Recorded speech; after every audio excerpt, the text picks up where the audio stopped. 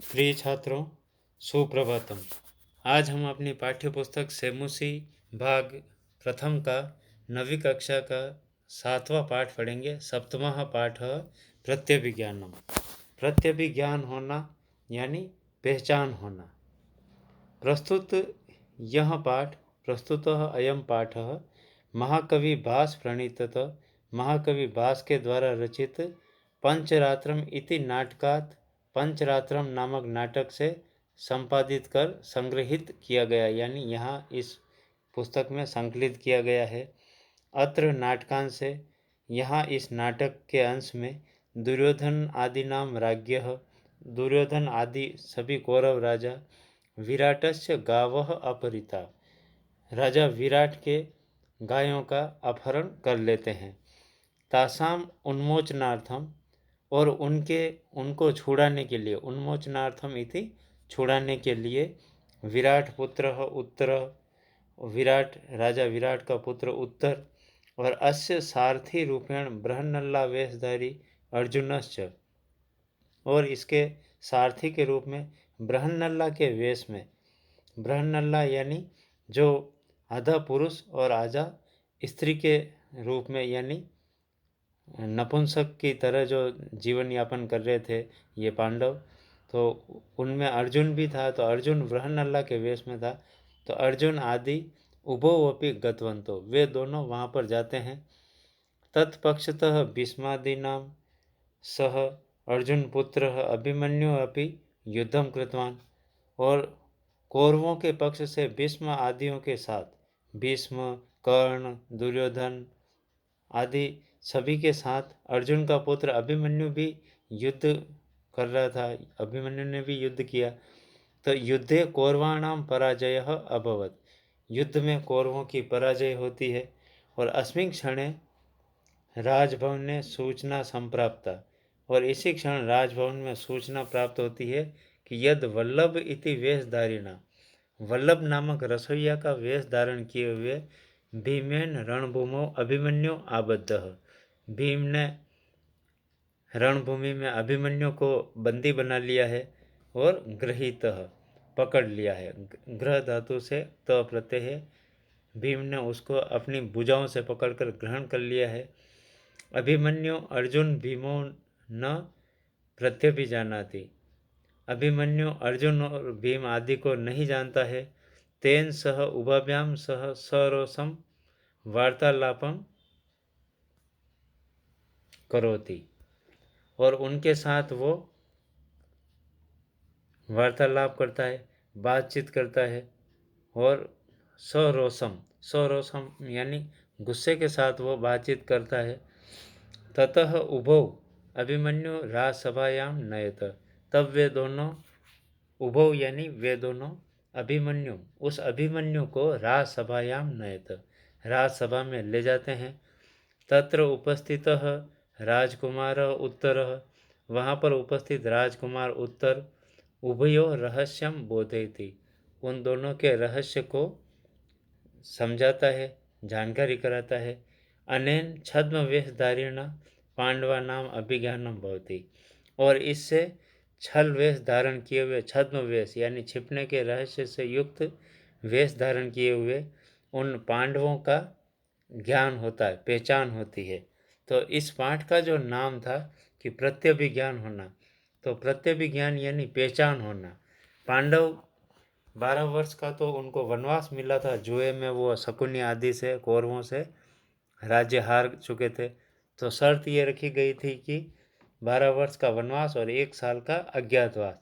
तो 1 साल का अज्ञातवास वो राजा विराट के उस विराट नगर में 1 साल का अज्ञातवास बिताते हैं। और पांचों भाई अलग अलग वो वेश में रहते हैं, जिसमें अभिमन्यु बृहन्नल्ला का रोल करता है, और भीम रसोइये का वेश धारण करता है। स्वयं युधिष्ठिर महाराज विराट के मतलब दास बन जाते हैं, गुलाम बन जाते हैं। द्रौपदी उन महारानी की सेविका बन जाती है। और नकुल सहदेव घोड़सवार और अस्तबल का ध्यान रखने वाले, यानी घोड़ों की साज संभाल करने वाले बन गए। तो जब कौरवों को ये ज्ञात हो जाता है कि अभिमन्यु हमारे साथ है और पांडव विराट नरेश के यहाँ छिपे हुए हैं, तो वो उनकी गायों का अपहरण कर लेते ताकि इसी बहाने उनका जो छद्म वेश है वो सामने प्रकट हो जाए।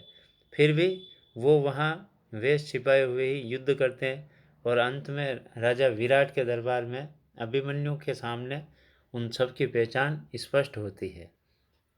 तो यही इस प्रत्यभिज्ञान पाठ का अर्थ है, प्रत्यभिज्ञान होना यानी पहचान होना। तो ये पाठ की भूमिका थी। अब आपको इन नाट्यांशों का यहाँ से बटह जयतु महाराज, यहाँ से आपको सप्रसंग अनुवाद लिखना है। नाट्यांश वाला पाठ है ये। अब बट यानी सैनिक, बटह इति सैनिकः जयतु महाराज, आप महाराज की जय हो, महाराज आपकी जय हो। राजा विराट के दरबार में राजा विराट को कोई सैनिक आकर के युद्ध भूमि से प्रणाम कर रहा है। अब राजा पूछते हैं अपूर्व इव ते हर्ष, अरे तुम्हारा हर्ष, तुम्हारी जो प्रसन्नता है वो तो अपूर्व है, बहुत ही अवर्णनीय है। ब्रूहि, बोलो, केनासी विस्मितः, किस कारण से इतने आश्चर्यचकित हो। तो सैनिक जवाब देता है बटह अश्रद्धेयम प्रियम प्राप्तम, अश्रद्धा के योग्य, अश्रद्धा के योग्य किंतु बहुत ही प्रसन्नता सूचक समाचार मिला है। इस राजसभा में हर्ष फैल जाएगा ऐसा प्रिय समाचार मिला है। सौभद्रो ग्रहणम कृत, हमने सुभद्रा पुत्र को ग्रहण कर लिया है। तो यहाँ सौभद्र का अर्थ होगा अभिमन्यु, सुभद्रा का पुत्र अर्थात अभिमन्यु। तो हमने अभिमन्यु को ग्रहण कर लिया है अर्थात पकड़ लिया, हमारे सैनिकों ने अभिमन्यु को पकड़ लिया है। तो राजा पूछते हैं इदानीम कथम गृहीतः, उनको कैसे पकड़ा गया, उसको कैसे पकड़ा गया और अब वे कहाँ पर हैं। तो बटः रथम आसाद्य निशंकम बाहुभ्याम अवतारितः, रथम आसाद्य यानी रथ के द्वारा पहुंचकर, यानी सैनिक लड़ते हुए भीम आदि रथ से उसके पास पहुँचे और निसंकम बाहुभ्याम अवतारितः, और बिना किसी संकोच के उनको भुजाओं से पकड़कर उतार लिया गया। बाहुभ्याम इति भुजाओं के द्वारा। तो राजा केन, किसने पकड़ा। राजा पुनः प्रश्न करते हैं कि जब बाहुभ्याम अवतारित उनको भुजाओं से पकड़कर उतारा तो किसने उसको पकड़ के उतारा। तो राजा के बटह, अब सैनिक कहता है यह किल ऐसा नरेंद्रेण विनियुक्तो महान से, यह किल ऐसा नरेंद्रेण, यह यानी जो, किल यानी वास्तव में, निश्चय ही, नरेंद्रेण विनियुक्तो महान से, विनियुक्त यानी विनम्रतापूर्वक, महान से महान, अभिमन्यु उद्देश्य, अभिमन्यु को उद्देश्य करके, इत इत कुमार, इधर आइए कुमार।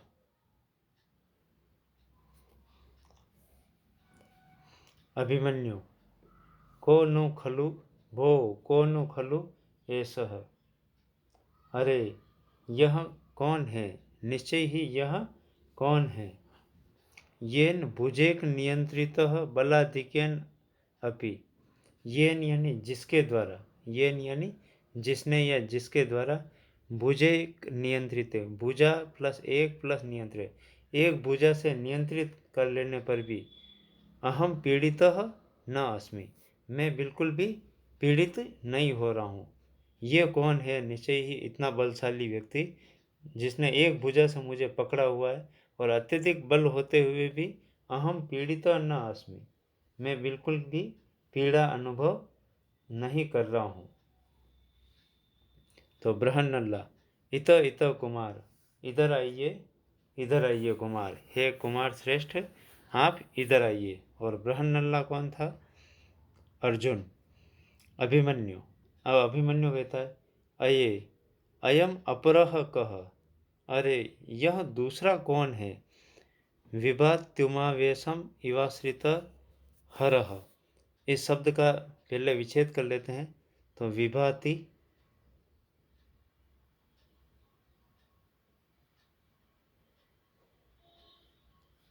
प्लस उमावेशम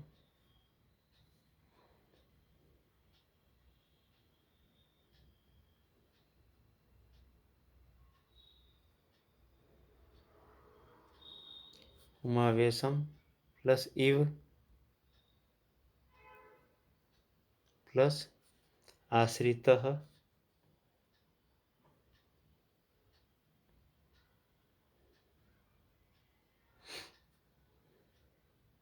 फिर हरः। तो अयम अपरः कः? अरे यह दूसरा कौन है? क्योंकि अभिमन्यु जैसे ही बृहन्नल्ला को देखता है तो बृहन्नल्ला, क्योंकि जो आधा औरत और आधा पुरुष के वेश में था, नपुंसक था, और वो वहाँ राजकुमारी उत्तरा को गीत संगीत सिखाता था। तो राजसभा में जैसे उसको देखा तो उसने कहा कि अरे यह दूसरा कौन है जो कि उमावेशम आश्रितः, उमावेशम आश्रितः इव, शिव पार्वती का वेश धारण किए हुए, उमावेशम आश्रित इव, उमावेशम यानी पार्वती के वेश को धारण किए हुए, आश्रितः हर इव विभाति, शिव की तरह जो सुशोभित हो रहा है। क्योंकि शिव अर्धनारीश्वर कहे जाते हैं, आधा पार्वती का अंग है और आधा शिव पुरुष का अंग है। तो ये पार्वती का वेश धारण किए हुए शिव की तरह यह दूसरा कौन सुशोभित हो रहा है? तो बृहन्नल्ला आर्य मैं महत अभिभाषण कौतूहलम। हे आर्य श्रेष्ठ, अब बृहन्नल्ला कहता है भीम को कि हे आर्य मैं महत अभिभाषण कौतूहलम, मेरा इससे बातचीत करने का बहुत ही उत्कंठा हो रही है। उत्कंठा होना यानी जिज्ञासा होना, कौतूहल, अभिभाषण करना यानी बातचीत। तो मेरी इससे बातचीत करने की बहुत ही जिज्ञासा हो रही है। वाचालयितु एनम आर्य, एनम वाचालयितु आर्य, हे आर्य श्रेष्ठ आप इससे कुछ बुलवाइए, आप इससे कुछ बोलने को लिए प्रेरित करें। तो वल्लभः, अब भीमसेन अपवार्य कुछ हटकर, थोड़ा हट करके, बाढ़ बाढ़ यानी स्पष्ट रूप से, प्रकाशित रूप से, अभिमन्यु, हे अभिमन्यु। तो अब अभिमन्यु कहता है अभिमन्यु नाम, अरे मेरा नाम अभिमन्यु है या आप अभिमन्यु मेरा नाम पुकार रहे हैं? तो वल्लभः मया रुष्यति एषः, रुष्यत्येष लिखा हुआ है तो इसका संधि विच्छेद होगा रुष्यति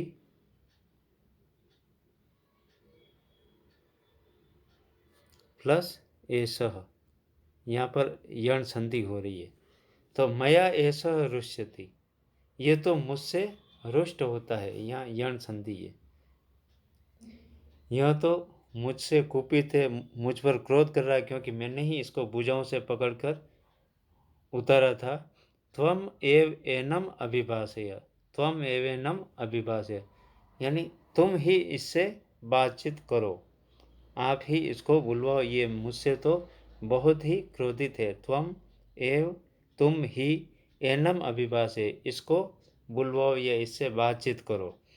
बृहन्नल्ला अभिमन्यु, हे अभिमन्यु, फिर उसका नाम पुकारा गया। तो अभिमन्यु कहता है कथम कथम, कैसे कैसे, कथम कथम यानी कैसे कैसे, मेरा नाम आप कैसे पुकार रहे हैं? भो, अरे, किम अत्र विराट नगरे क्षत्रिय वंशोद्भूता, क्या यहाँ इस विराट नगर में क्षत्रिय वंश में उत्पन्न लोगों को नीचे ही अपि, नीच लोगों के द्वारा भी नाम भी अभिभाषण थे, नाम लेकर के पुकारा जाता है?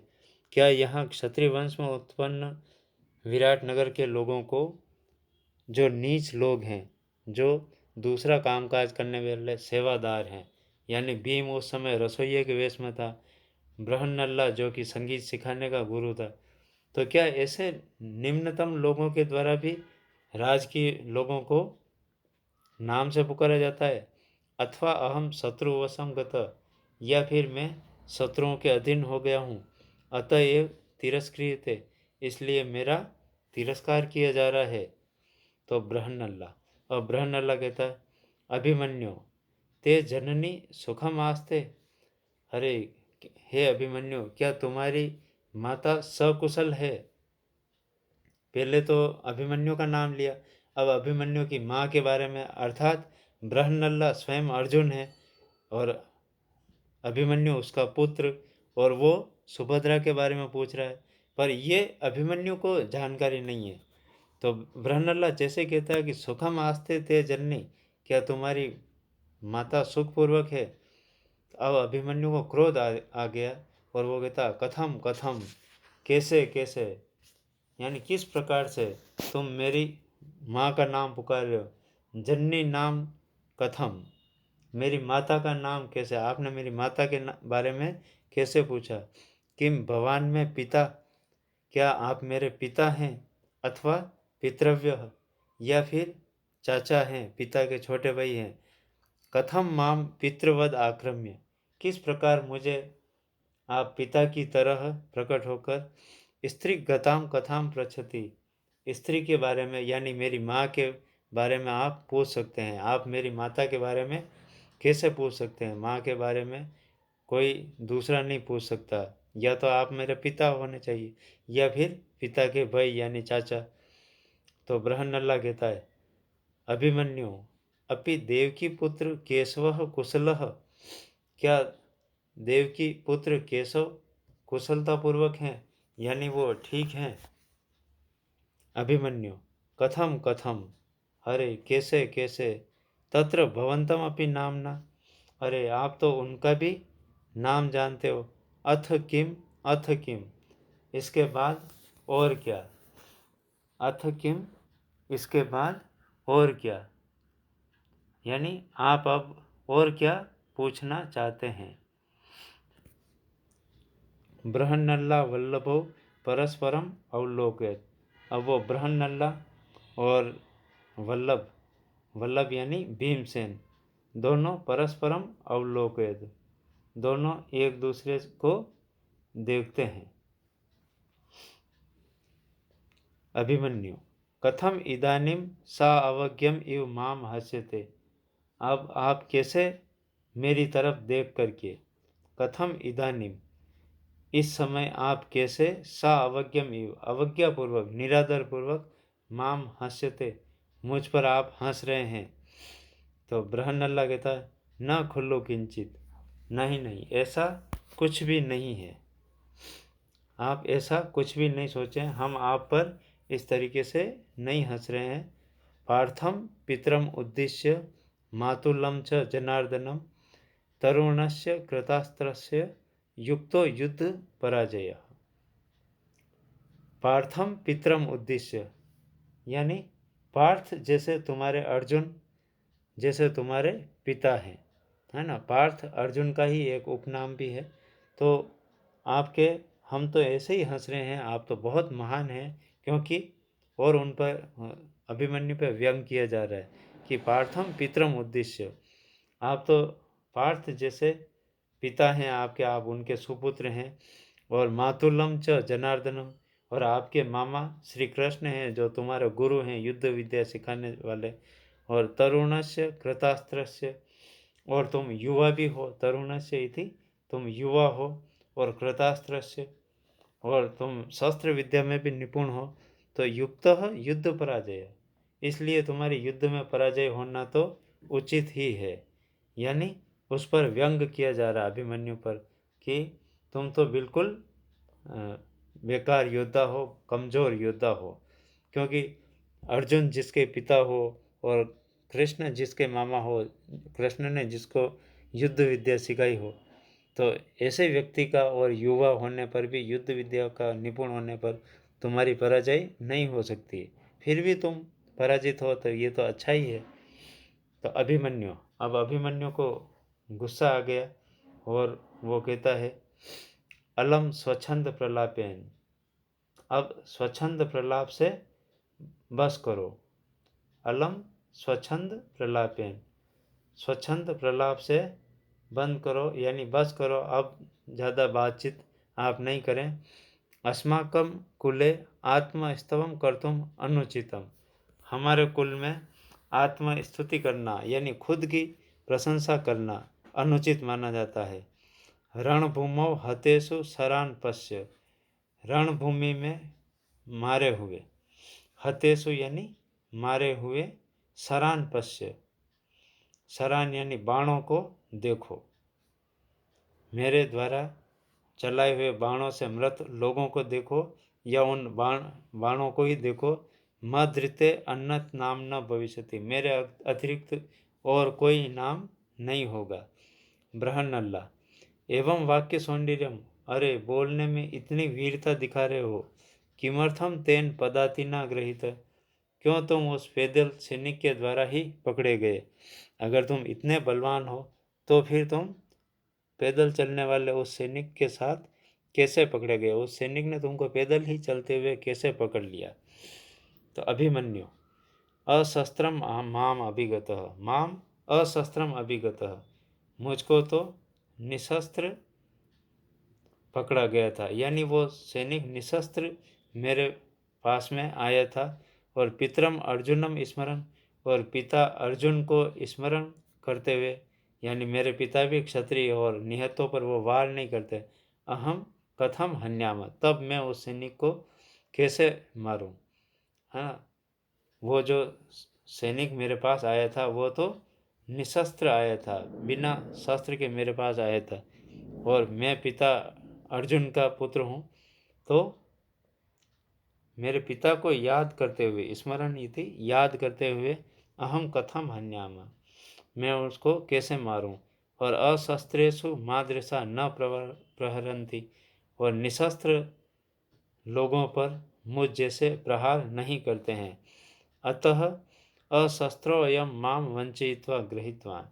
इसलिए निशस्त्र ही इसने मुझे धोखे से, वंचितवा यानी ठग करके, या धोखे से, वंचितवा यानी ठग करके, गृहीतवान पकड़ा है। मुझको तो निहत्थे व्यक्ति ने पकड़ा है, और मुझ जैसे व्यक्ति निहत्थे पर प्रहार नहीं करते हैं।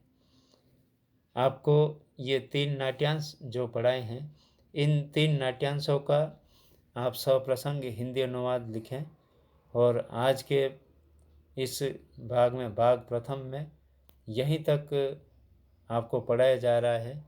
और आगे का जो घटनाक्रम है वो भाग 2 के वीडियो में हम पढ़ेंगे। इन सभी नाट्यांशों का आप सप्रसंग हिंदी अनुवाद लिखिए। धन्यवाद।